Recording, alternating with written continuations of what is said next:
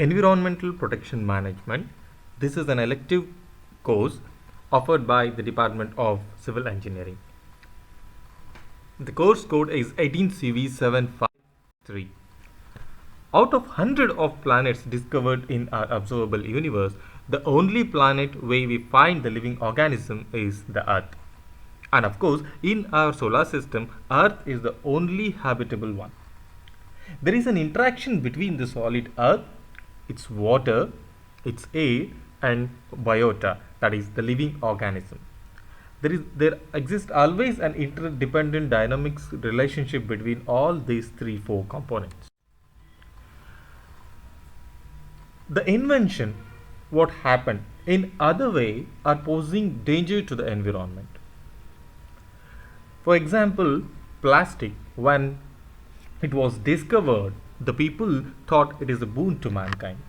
And now, the management of plastic waste itself is a burden.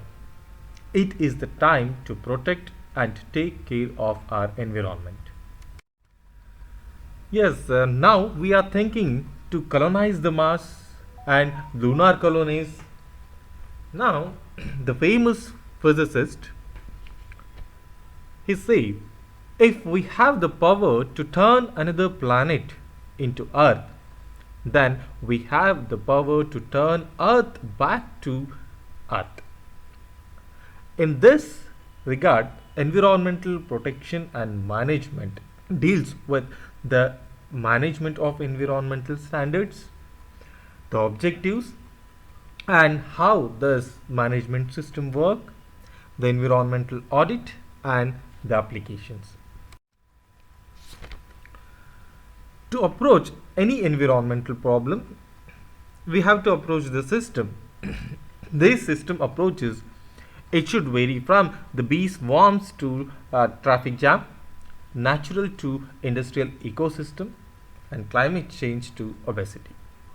Addressing the environmental issues require a move from a linear way to interdependent complexity of a real world context. This is what we call it as environmental management. We have several principles of environmental management. Say we have the polluters pays principle. So here the one who pollutes the environment should bear the cost of abatement without any subsidy. We have users pay principles, UPP. All the resource users should pay for the long run marginal cost of the use of resource and the related services. For example, we use the electricity and we pay the electricity bill. We have the precautionary principle, which ensures the substances or activity posing threat to environment is prevented from its adverse effect on the environment. For example, management of hazardous waste. Hazardous waste always pose the danger to the environment. We have the principle of effectiveness and efficiency, which is much more in concern with the efficiency of the resource and its quality and minimizing the wasteful use. We have the principle of responsibility, which says it is the responsibility of all the persons or corporations to maintain the ecological progress.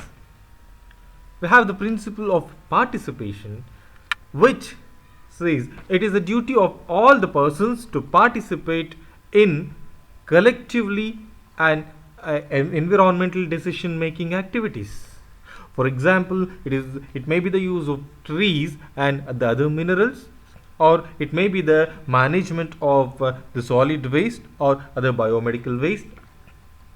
Next, we have the principle of proportionality, so which deals with the concept of the balance. A balance is to maintain between the economic development and the environmental protection. We have the natural policies in regarding to the environmental protection. We have the effluent and stream standards, so which is to be taken care by the industries, and also the emission and ambient standards for the air pollution management. We have the cleaner production technology for all the industries and the business hubs. we have the environmental audit. So it is a type of evaluation which is intended to identify the environmental compliance and the management system which with the implementation gaps along with the related corrective actions. And so at last we will be studying the applications, so with the case study like application of all this, like how the environment management can be done and the environment audit to be done to the particular industries, and so it's case study. Thank you.